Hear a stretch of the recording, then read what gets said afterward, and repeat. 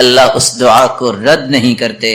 رسول اللہ صلی اللہ علیہ وسلم کے صحابی بیان کرتے ہیں، میں رسول اللہ صلی اللہ علیہ وسلم کے ساتھ مسجد میں داخل ہوا، ایک شخص نماز پڑھ رہا تھا اور دعا کر رہا تھا، اللہم انی اسألک بأنی اشہد ان لا الہ الا انت الاحد الصمد الذي لم يلد ولم يولد ولم يكن له كفوا احد۔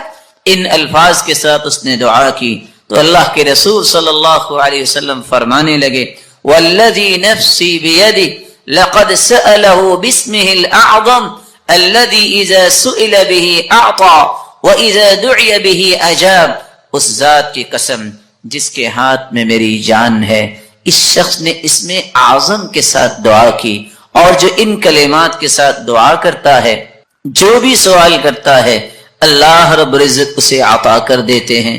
جو بھی دعا کرتا ہے، اللہ رب العزت اس کی دعا کو قبول فرماتے ہیں۔ بلکہ رسول اللہ صلی اللہ علیہ وسلم نے فرمایا، جو سورۃ الاخلاص کی تلاوت کرتا ہے، اللہ رب العزت اس کے گناہوں کو بھی معاف فرما دیتے ہیں۔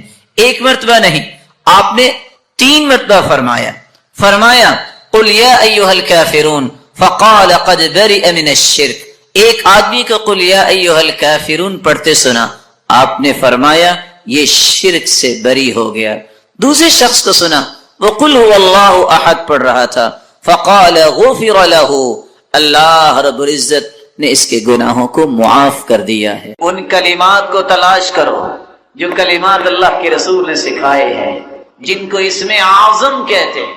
اسم اعظم کے ساتھ کی گئی دعا رد نہیں ہوتی۔ وہ کون سے کلمات ہیں اسم اعظم کی؟ اللہم انی اسألک بأنی اشہدک انک لا الہ الا انت الاحد الصمد الذي لم يلد ولم يولد ولم يكن له كفوا احد۔ یہ بھی اسم اعظم۔ دوسرا اسم اعظم، اللہم لا الہ الا انت المنان بدیع السماوات والارض یا ذا الجلال والاکرام۔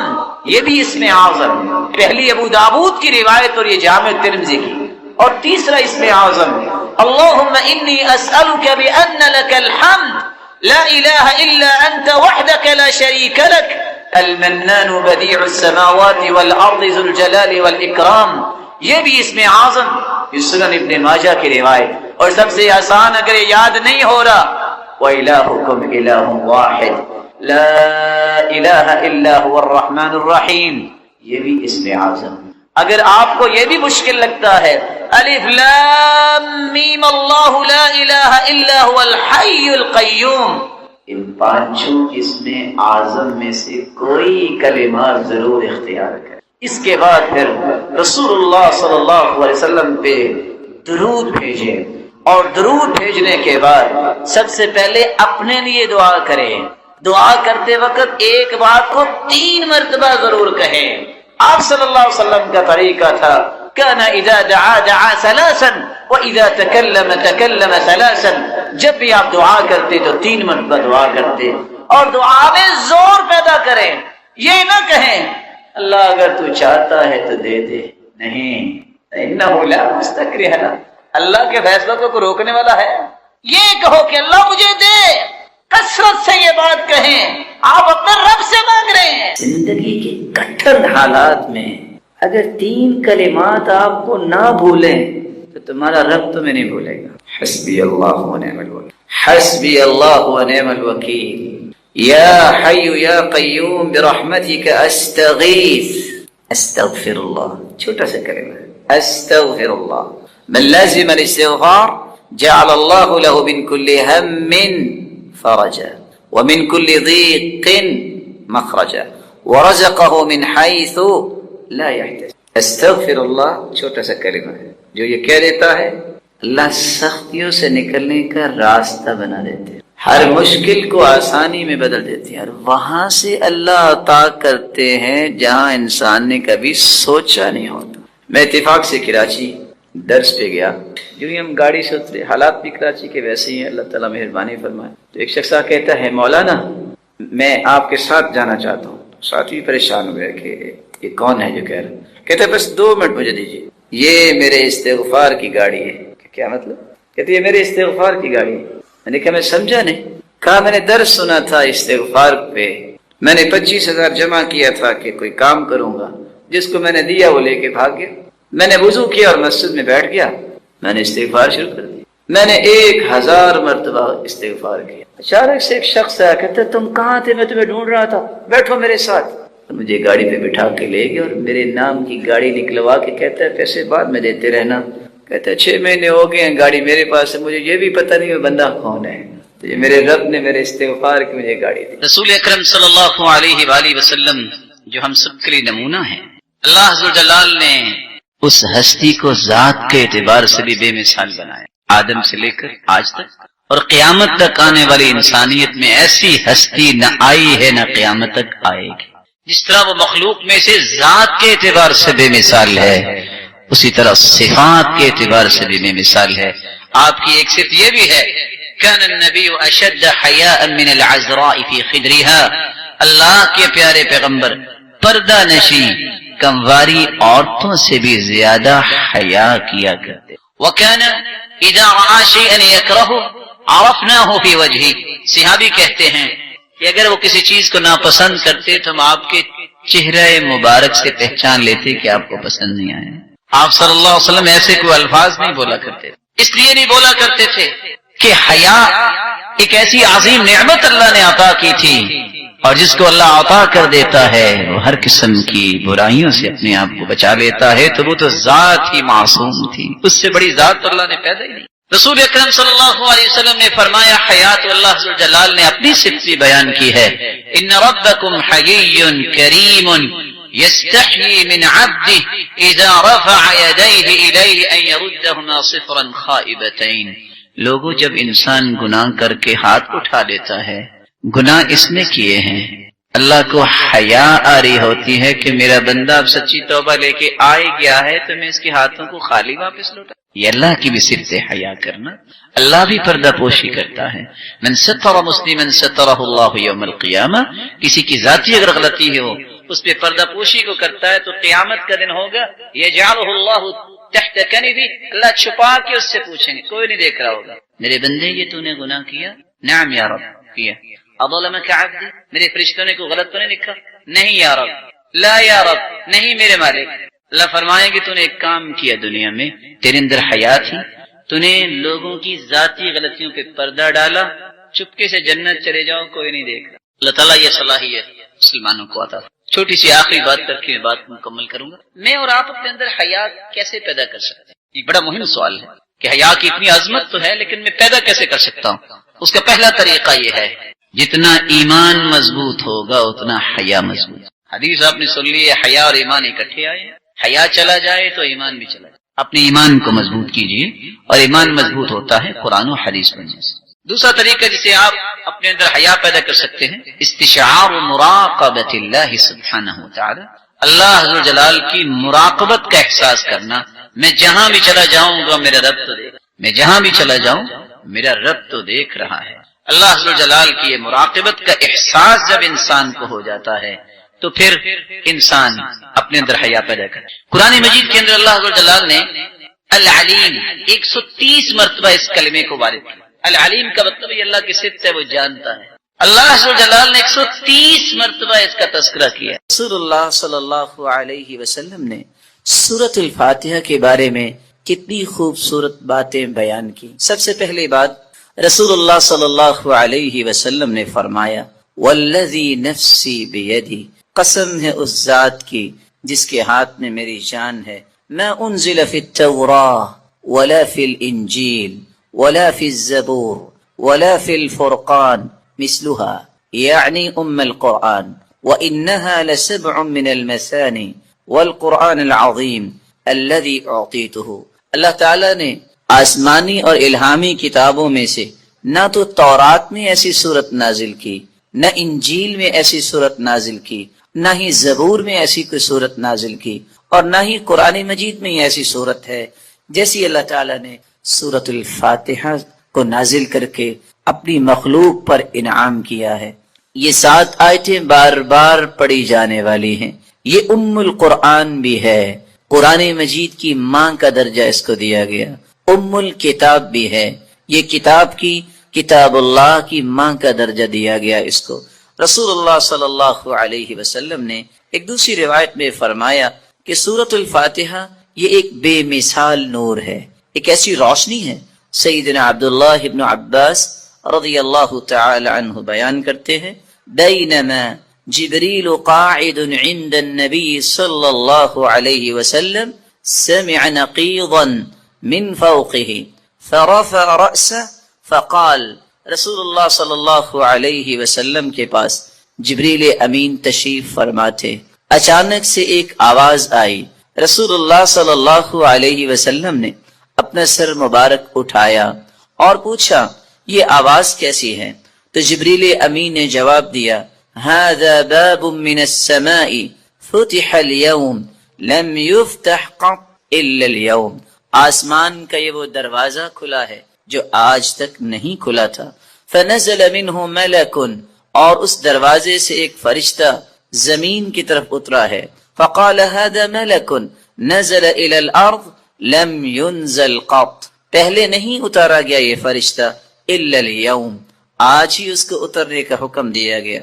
فسلم، اور اس فرشتے نے اتر کر سلام کہا، وقال ابشر بنورین، اے اللہ کے محبوب دو روشنیوں کے لیے، دو روشنیاں اور دو نوروں کے ساتھ آپ کو خوشخبری دینے آیا ہوں، اوتیتہما لم یؤتہما نبی قط قبلک، ایسے نور جو آپ سے پہلے کسی نبی کو عطا نہیں کیے گئے۔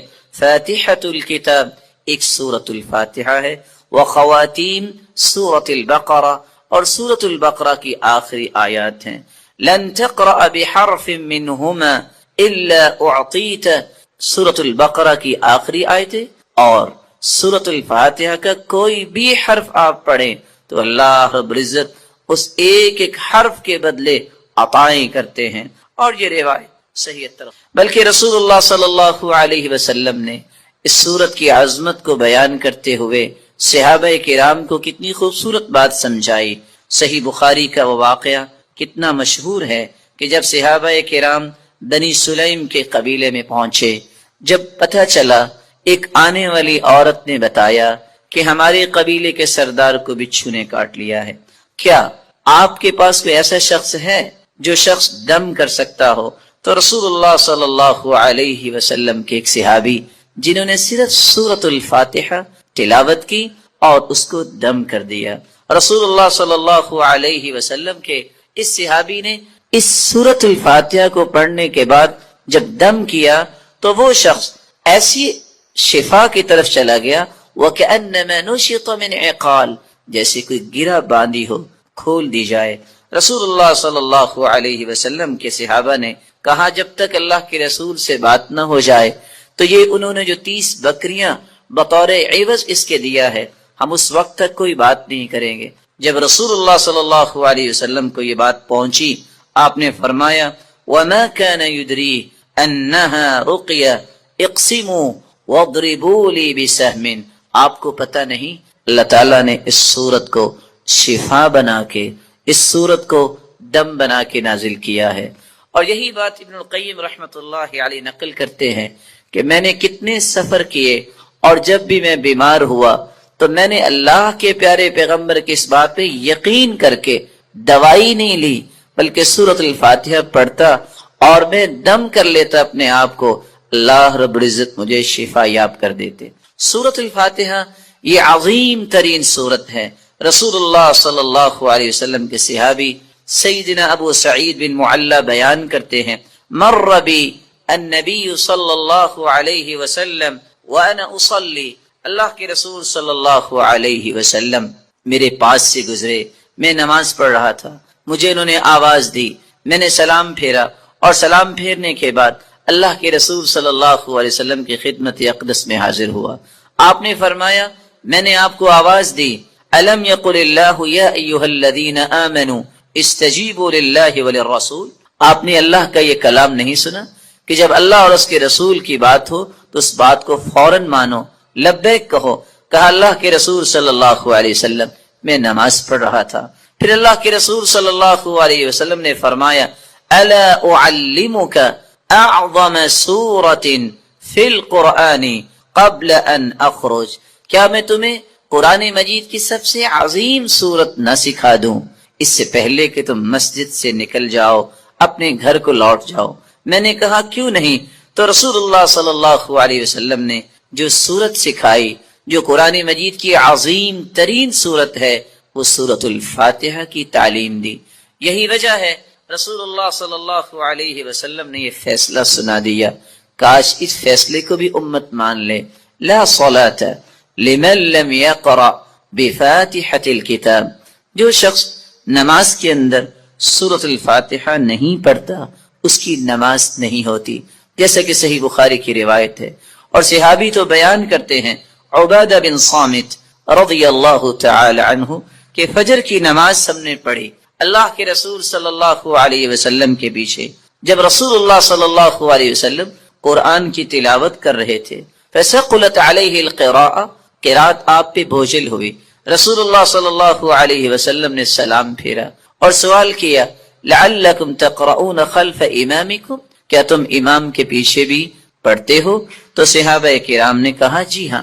تو رسول اللہ صلی اللہ علیہ وسلم نے فرمایا، لا تقرؤوا لا تفعلوا كما فی روایت اخرى، دوسری روایت کے الفاظ ہیں، لا تفعلوا الا بفاتحة الکتاب، امام کے پیچھے کھڑے ہو کر تم صرف سورۃ الفاتحہ پڑھا کرو، فإنه لا صلاة لمن لم يقرأ بها، کیونکہ سورۃ الفاتحہ پڑھنے کے بغیر نماز نہیں ہوتی۔ یہ ایسی خوبصورت اور ایسی مبارک صورت ہے جو اللہ اور اس کی مخلوق کے درمیان مکالمے کا ایک خوبصورت جوہر ہے، ایسا گوہر ہے۔ انسان الحمدللہ رب العالمین کہتا ہے تو اللہ رب العزت فرماتے ہیں، حمیدنی عبدی، میرے بندے نے میری حمد و توصیف بیان کی۔ جب بندہ مومن الرحمن الرحیم کہتا ہے تو اللہ رب العزت فرماتے ہیں، اثنى علی عبدی، میرے بندے نے میری تعریف کی ہے۔ جب بندہ مومن یہ کہتا ہے، مالک یوم الدین، تو اللہ رب العزت فرماتے ہیں، مجدنی عبدی، میرے بندے نے میری بزرگی بیان کی ہے۔ جب انسان بندہ مومن یہ کہتا ہے، ایاک نعبد و ایاک نستعین، تو اللہ رب العزت فرماتے ہیں، ھذا بینی و بین عبدی ولعبدی ما سأل، یہ میرے اور میرے بندے کے درمیان ہے، جو کچھ بھی میرا بندہ مانگے گا میں اسے عطا کروں گا۔ تو اللہ رب العزت کے ساتھ ہم کلام ہونے کا یہ خوبصورت ذریعہ ہے۔ تو آئیے اس سورت کی طرف چلتے ہیں اور اس کے معانی کو سمجھنے کی کوشش کرتے ہیں۔ بسم اللہ الرحمن الرحیم، الحمد للہ رب العالمین، الحمد، تمام تعریفیں، للہ، اللہ کے لیے ہیں، رب العالمین، جو تمام جہانوں کا رب ہے، الرحمن الرحیم، جو بہت مہربان ہے، الرحیم، نہایت رحم کرنے والا ہے، مالک یوم الدین، مالک ہے یوم الدین، بدلے کے دن کا، جزا کے دن کا، ایاک نعبد و ایاک نستعین، ایاک نعبد، ہم عبادت کرتے ہیں صرف تیری ہی، و ایاک نستعین، اور ہم مدد چاہتے ہیں صرف تیری ہی اے اللہ۔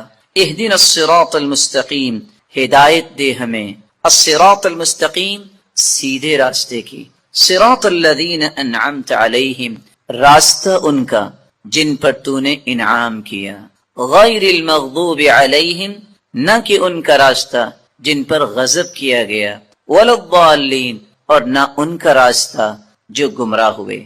رسول اللہ صلی اللہ علیہ وسلم کے فرامین کی روشنی میں اس سورت کی 5 باتیں ہمیں یاد رکھنی چاہیے۔ جب رسول اللہ صلی اللہ علیہ وسلم نے فرما دیا کہ سورۃ الفاتحہ کے بغیر نماز نہیں ہوتی، تو بندہ مومن کو یہ یقین کر لینا چاہیے، آپ کو 10 دلائل کوئی پیش کر دے، آپ کو 10 کو دلائل پیش کر دے، جب تک سورۃ الفاتحہ آپ نہیں پڑھ لیتے، کبھی بھی اس بات پہ اطمینان نہ کیجئے گا کہ میری نماز مکمل ہوئی ہے یا نہیں۔ مکمل اس وقت ہوگی جب سورۃ الفاتحہ کی تلاوت کی جائے گی۔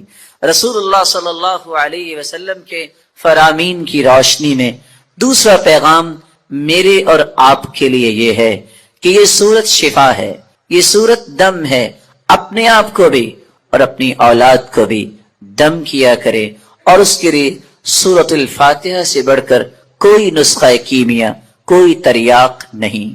تیسرا پیغام اس سورت کا جو مجھے اور آپ کو سمجھنا ہے کہ اللہ کی تعریف اللہ کو بہت پسند ہے۔ یہی وجہ ہے عبداللہ ابن عباس رضی اللہ تعالی عنہ فرمایا کرتے تھے، الحمدللہ ہر شکر کرنے والے کی زبان کا یہ وطیرہ ہے۔ الحمدللہ سب سے پہلے آدم علیہ السلام نے جو کلمہ اللہ نے جب انہیں پیدا کیا، روح ڈالی، تو سب سے پہلا کلمہ جو ان کی زبان پہ آیا وہ الحمدللہ تھا۔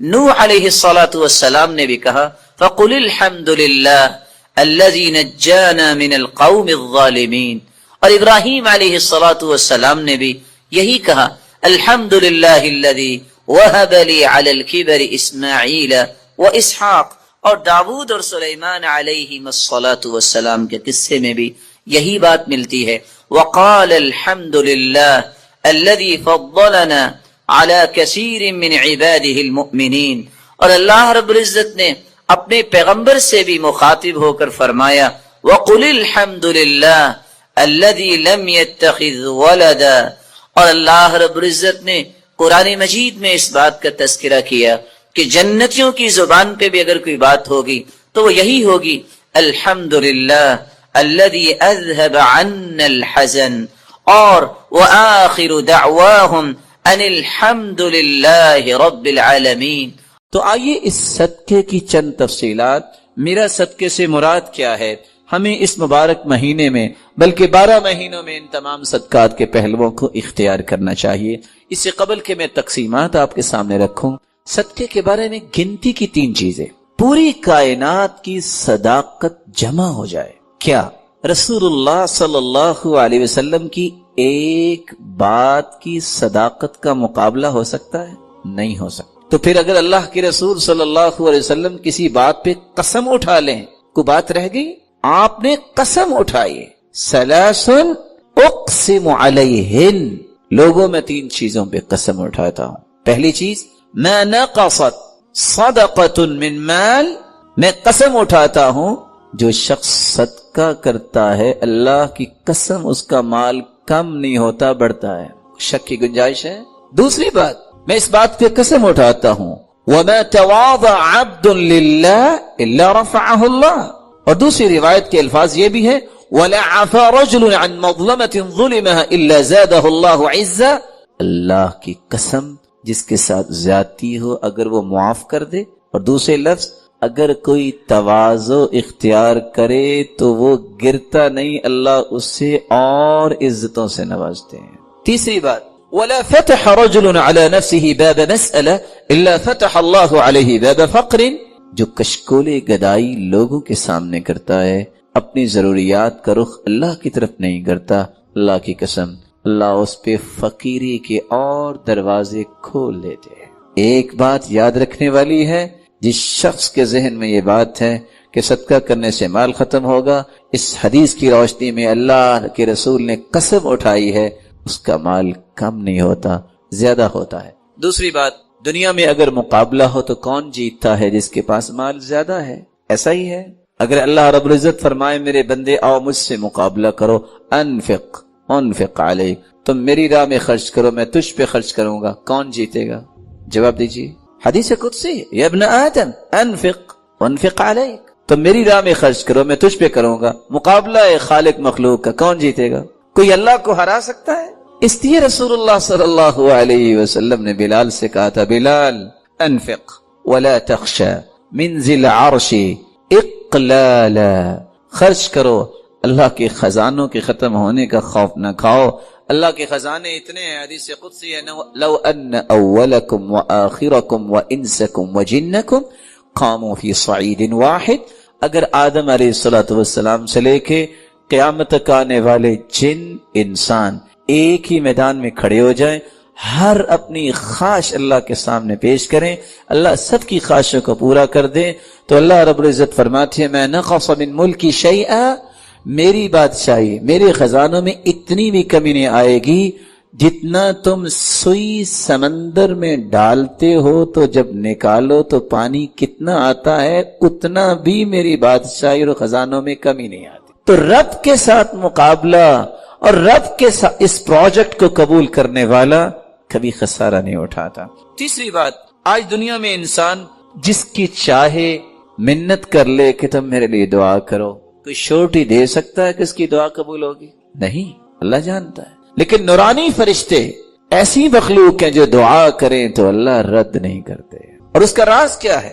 نورانی فرشتے اس وقت تک دعا کرتے ہی نہیں جب تک اللہ تعالیٰ کا حکم نہ ہو، اور اللہ رب العزت اپنے فرشتوں کو اس وقت تک حکم دیتے ہی نہیں جب تک اپنے بندے سے راضی نہ ہو جائیں۔ جب اللہ راضی ہوتے اپنے بندے سے تو فرشتوں سے کہتے ہیں دعا کرو، پھر اللہ قبول فرماتے ہیں۔ اور صحیح بخاری اور مسلم کی روایت ہے، ما من یوم یصبح العباد فیہ الا وملکان ینزلان یقول احدہما اللہم اعط منفقا خلفا ویقول الآخر اللہم اعط ممسکا تلفا۔ دو فرشتے ہر روز اللہ کی طرف سے نازل ہوتے ہیں، جن میں سے ایک دعا کرتا ہے، اے اللہ جو تیری راہ میں مال خرچ کرتا ہے، اے اللہ اس کے مال میں برکت فرما۔ دعا کون کر رہا ہے؟ فرشتہ۔ قبول کون کرے گا؟ میرا مالک۔ اور دوسرا فرشتہ دعا کیا کرتا ہے؟ اللہم اعطی ممسکا تلفا، اے اللہ جو بخل کرتا ہے، تیری راہ میں خرچ نہیں کرتا، تلفن، اس کے مال کو تلف کر دے، برباد کر دے۔ تو اللہ کی راہ میں صدقہ کرنے والا، اس کے لیے جہاں اللہ کے رسول نے قسم اٹھائی کہ مال کم نہیں ہوگا زیادہ ہوگا، جہاں اللہ رب العزت نے فرمایا تم میرے راہ پہ خرچ کرو گے میں تجھ پہ خرچ کروں گا، وہاں فرشتوں کی دعاؤں کا مستحق بنتا ہے۔ اللہ رب العزت سب کو توفیق عطا فرمائے۔ یہ ہے مال کا صدقہ۔ لیکن صرف مال کا صدقہ نہیں، مومن اس کی اپروچ جو ہوتی ہے وہ اسلام کے تمام پہلوؤں پہ ہوتی ہے، کسی ایک جہت پر نہیں۔ اسلام کی یہی تو خوبصورتی ہے۔ اگر کسی کے پاس مال نہیں تو وہ کیا کرے گا؟ محروم ہے صدقے کے اجر سے؟ نہیں محروم۔ وہ کیا کرے؟ رسول اللہ صلی اللہ علیہ وسلم نے فرمایا ان بکل تسبیحۃ صدقہ، سبحان اللہ کہنا صدقہ ہے، بکل تکبیرۃ صدقہ، اللہ اکبر کہنا صدقہ ہے، بکل تحمیدۃ صدقہ، الحمدللہ کہنا صدقہ ہے، بکل تہلیلۃ صدقہ، لا الہ الا اللہ کہنا صدقہ ہے، امر بالمعروف صدقہ، نیکی کا حکم کرنا صدقہ ہے، نہی عن المنکر صدقہ، برائی سے منع کرنا صدقہ ہے، فی بضع احدکم صدقہ، بیوی کے حقوق کو پورا کرنا صدقہ ہے۔ سیدنا ابو ذر رضی اللہ تعالی عنہ کی یہ روایت، اور دوسری روایت کے الفاظ ہیں واستغفر اللہ، استغفر اللہ کہنا صدقہ ہے، یعزل الشوک عن طریق الناس والعظم والحجر، راستے سے پتھر، ہڈی اور کانٹے اٹھانا، راستہ صاف کرنا، یہ صدقہ ہے۔ تہدی الاعمى، اندھے کو راستہ دکھانا صدقہ ہے۔ تسمع الاصم والابکم حتی یفقہ، گونگے اور بہرے کو اس کی بات سمجھا دینا، اس کی ضرورت سمجھا دینا صدقہ ہے۔ تدل المستدل علی حاجت اللہ قد علمت مکانہا، ناواقف کی رہنمائی کرنا صدقہ ہے۔ تسعى بشدت ساقیک الی اللہفان المستغیث، ایسا شخص جو آپ کو مدد کے لیے پکار رہا ہے اس کی طرف دوڑ کے جانا صدقہ ہے۔ اور تیسری روایت کے الفاظ ہیں وَبَصَرُكَ لِلرَّجُلِ الرَّدِيءِ الْبَصَرِ لَكَ صَدَقَةٌ، جس شخص کی نظر کمزور ہے آپ اس کی رہنمائی کر دیتے ہیں، یہ صدقہ ہے۔ اور فرمایا فَالْكَلِمَةُ الطَّيِّبَةُ يَتَكَلَّمُ بِهَا الرَّجُلُ صَدَقَةٌ، اچھی بات کرنا صدقہ ہے۔ اور اگلی روایت میں آتا ہے عون الرجل اخاہ علی الشیء صدقہ، کسی بھائی کی کسی چیز میں مدد کرنا صدقہ ہے۔ والشربۃ من الماء یسقیها صدقہ، اور کسی کو پانی کا گھونٹ پلا دینا صدقہ ہے۔ اماطۃ الاذى عن الطریق صدقہ، راستے سے کسی قسم کی چیز جو کسی مسلمان کو تکلیف دے سکتی ہے اس کو ہٹا دینا صدقہ ہے۔ اور پانچویں اور چھٹی روایت کے الفاظ یہ ہیں، رسول اللہ صلی اللہ علیہ وسلم نے فرمایا ما اطعمت زوجتك فهو لك صدقہ، جو تم اپنی بیوی کو کھلاتے ہو وہ بھی صدقہ ہے، وما اطعمت ولدك فهو لك صدقہ، جو اپنے بچوں کی پرورش پہ خرچ کرتے ہو وہ بھی صدقہ ہے، وما اطعمت خادمك فهو لك صدقہ، جو اپنے خادم کو تم دیتے ہو وہ بھی صدقہ ہے، وما اطعمت نفسك فهو لك صدقہ، اور جو اپنی جان پہ اس نظریے سے خرچ کرتے ہو طاقت ملے میں اللہ کی عبادت خوبصورت کروں اور دنیا کے لیے خیر خواہی کا پیغام دینے والا بنوں، تو یہ کھانا پینا بھی صدقہ ہے۔ اور ساتویں روایت کے الفاظ یہ بھی ہیں، تبسمک فی وجہ اخیک لک صدقہ، کسی مسلمان کو مسکرا کر ملنا بھی صدقہ ہے، وافراغک من دلوک فی دلو اخیک لک صدقہ، اپنے ڈول سے پانی نکال کر بھائی کے ڈول میں ڈال دینا یہ بھی صدقہ ہے، کبھی اپنی جیب میں بھی ہاتھ ڈال کے کسی کی جیب میں کچھ ڈال دینا جس کے پاس کچھ نہیں ہے صدقہ ہے۔ اور رسول اللہ صلی اللہ علیہ وسلم نے یہ بھی فرمایا کل معروف صدقہ، ہر نیکی صدقہ ہے۔ آپ صلی اللہ علیہ وسلم نے یہ بھی فرمایا الضیافۃ ثلاثۃ ایام فما زاد فهو صدقہ، 3 دن مہمان نوازی کرنا تو ضروری ہے، جو اس سے زیادہ آپ کسی مہمان کو کچھ کھلاتے پلاتے ہو وہ صدقہ ہے۔ رسول اللہ صلی اللہ علیہ وسلم نے یہ بھی فرمایا کف شرک عن الناس فإنها صدقۃ منک علی نفسک، اپنی تکلیف سے لوگوں کو بچانا بھی صدقہ ہے۔ ایک ہے لوگوں کی تکلیف، ایک ہے کہ خود بھی کسی کو تکلیف نہ دو، یہ بھی بہت بڑا صدقہ ہے۔ رسول اللہ صلی اللہ علیہ وسلم نے فرمایا تعدل بین الاثنین صدقہ، 2 مسلمانوں کے درمیان صلح کروا دینا، انصاف کی بات کرنا بھی صدقہ ہے۔ تعین الرجل علی دابتہ فیحمل علیہا، کسی شخص کی مدد کرنا اور اس کو اپنی سواری کے ساتھ بٹھا لینا بھی صدقہ ہے۔ او ترفع له علیہا متاعہ صدقہ، کسی کے پاس سامان زیادہ ہے، وہ اپنی سواری پہ سامان نہیں رکھ سکتا، اس کے سامان کو اٹھا کے اس کی مدد کر کے اس کے سامان کو رکھوا دینا یہ بھی صدقہ ہے۔ کل خطوۃ یخطوها الی الصلاۃ صدقہ، نماز کے لیے گھر سے نکلنا ہر اٹھنے والا قدم بھی صدقہ ہے۔ بکل صلاۃ وصدقۃ وصیام صدقہ وحج صدقہ، روزہ رکھنا اور اگر عمرے کی اور حج کی توفیق اللہ دیتا ہے تو یہ بھی صدقہ ہے۔ کل قرض صدقہ، رسول اللہ صلی اللہ علیہ وسلم نے فرمایا کسی کو قرض دینا یہ بھی صدقہ ہے۔ من انظر معسرا فلہ کل یوم مثلہ صدقہ، جو شخص کسی کو قرض دیتا ہے پھر مہلت دے دیتا ہے یہ مہلت دینا بھی صدقہ ہے۔ رسول اللہ صلی اللہ علیہ وسلم نے فرمایا ما من مسلم يزرع زرعا او يغرس غرسا فيأكل منه طير او انسان او بهيمة الا كانت له به صدقہ، تم میں سے کوئی اگر کاشتکاری کرتا ہے، باغبانی کرتا ہے، درخت لگاتا ہے، اس میں سے کوئی انسان کھا لے، کوئی جانور کھا لے، کوئی پرندہ کھا لے، آپ کو تو علم نہیں لیکن وہ بھی آپ کے نام اعمال میں بطور صدقہ لکھا جائے گا۔ رسول اللہ صلی اللہ علیہ وسلم نے فرمایا تسلیمہ علی من لقی صدقہ، جب بھی کسی مسلمان کو کوئی ملے اور اس کو سلام کہے یہ سلام کہنا بھی صدقہ ہے۔ اور آخری صدقہ جو 36واں صدقہ ہم آپ کے سامنے پیش کرنا چاہ رہے ہیں یہ بہت پیارا صدقہ ہے، لیکن آج یہ صدقہ کرنے والے نظر نہیں آتے، اور وہ صدقہ کون سا ہے؟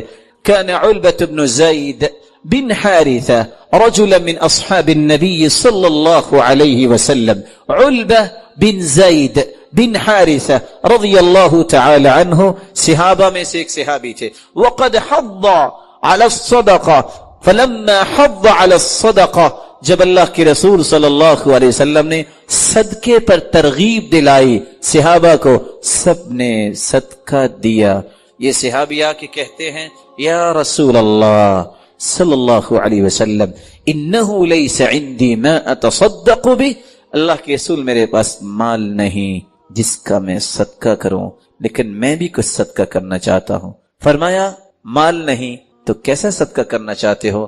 تو صحابی نے کہا انی اتصدق بعرض علی من نالہ من خلقک، میں صدقہ اپنی عزت کا کرنا چاہتا ہوں۔ کوئی میرے ساتھ بدتمیزی کرے، کوئی گالی دے، جو میری عزت کے بارے میں بات کرے، میں آج کے بعد غصہ نہیں کروں گا۔ اور دوسری روایت کے الفاظ ہیں وَقَدْ تَصَدَّقْتُ عَلَيْهِمْ بِعِرْضِ فَمَنْ شَتَمَنِي أَوْ قَذَفَنِي فَهُوَ فِي حِلٍّ، جس نے مجھ پہ الزام لگایا، جس نے مجھے گالی دی، میں اپنی عزت کا صدقہ کرتا ہوں، میں نے اسے معاف کر دیا۔ رسول اللہ صلی اللہ علیہ وسلم نے فرمایا میرے صحابی، اللہ نے تیرا یہ صدقہ قبول کر لیا ہے، اور یہ بہت بڑا صدقہ ہے۔ اور علی رضی اللہ تعالی عنہ کی بات بھی یاد رکھنی چاہیے، وہ کہا کرتے تھے لوگ زکوٰۃ نہیں دیتے۔ پوچھنے والے نے پوچھا آپ کیسے کہہ رہے ہیں زکوٰۃ نہیں دیتے؟ لوگ تو زکوٰۃ دیتے ہیں۔ کہتے ہیں لوگ مال کی زکوٰۃ دیتے ہیں، عقل کی زکوٰۃ نہیں دیتے۔ مال کی زکوٰۃ دیتے ہیں اور عقل کی زکوٰۃ نہیں دیتے، کیا مطلب؟ کہا مال کی زکوٰۃ تو مومن دیتا ہی ہے، عقل کی زکوٰۃ یہ ہے کوئی ایسی بات آپ کو کہے جو آپ کو بری لگی، اس کو برداشت کر لینا، یہ عقل کی زکوٰۃ ہے۔ اس سے عقل تیز ہوتی ہے، عقل میں برکت آتی ہے۔ ان تمام قسم کے صدقات کو، یہ موسم مبارک آ رہا ہے، رمضان المبارک کا موسم، ہمیں اختیار کرنا چاہیے۔ میری اللہ رب العزت سے دعا ہے اللہ تعالیٰ رمضان سے پہلے 3 کام اور رمضان میں ان 7 کاموں کو اچھے طریقے سے سمجھنے اور اس کے مطابق ان مبارک لمحات کو گزارنے کی توفیق عطا فرمائے۔ دعا کیجئے جتنے یہ بات سن رہے ہیں، اے اللہ ان سب کو رحمتوں، راحتوں، عزتوں اور برکتوں سے نواز دے۔ مولا کریم اگر کوئی بیمار ہیں تو ان کی بیماریوں کو شفاؤں میں تبدیل فرما دے۔ مولا کریم جو صاحب اولاد ہیں تو ان کی اولاد کو نیک بنا، دست و بازو بنا، آنکھوں کی ٹھنڈک بنا اور صدقہ جاریہ بنا۔ الہ العالمین اگر کوئی اولاد کی نعمت سے محروم ہے تو ان کی جھولیوں کو بارونق بنا دے۔ مولا کریم اگر کوئی صاحب مال ہیں تو ان کے مال میں برکت فرما دے اور ان کو فتنوں اور آزمائشوں سے بچا اور ان کو حاسدوں کے حسد اور شریروں کی شرارت سے بچا۔ الہ العالمین مقروض کے غیبی خزانوں میں سے مدد فرما اور جو بے روزگار ہیں اے اللہ تو ان کو بھی تونگر بنا دے۔ الہ العالمین ہمیں ایمان کی حالت میں رمضان کی نعمت نصیب فرما اور پھر رمضان المبارک کی رونقیں اور برکتیں حاصل کرنے کی بھی توفیق عطا فرما۔ الہ العالمین جب تک رکھنا ایمان سے رکھنا، جو بلانا تو ایمان کی خوبصورت کیفیت میں بلانا، جس طرح آج تیرے دین کے لیے ہم جمع ہیں، اے اللہ ہم سب کو جنت الفردوس میں جمع فرما۔ مولا کریم اپنے محبوب کی رفاقت نصیب فرما۔ الہ العالمین اپنے دیدار کا مستحق بنا۔ وآخر دعوانا ان الحمد للہ رب العالمین۔ اللہ کے دین کی دعوت اور لوگوں تک پہنچانے کے لیے اس ویڈیو کو ضرور لائک، شیئر، کمنٹ اور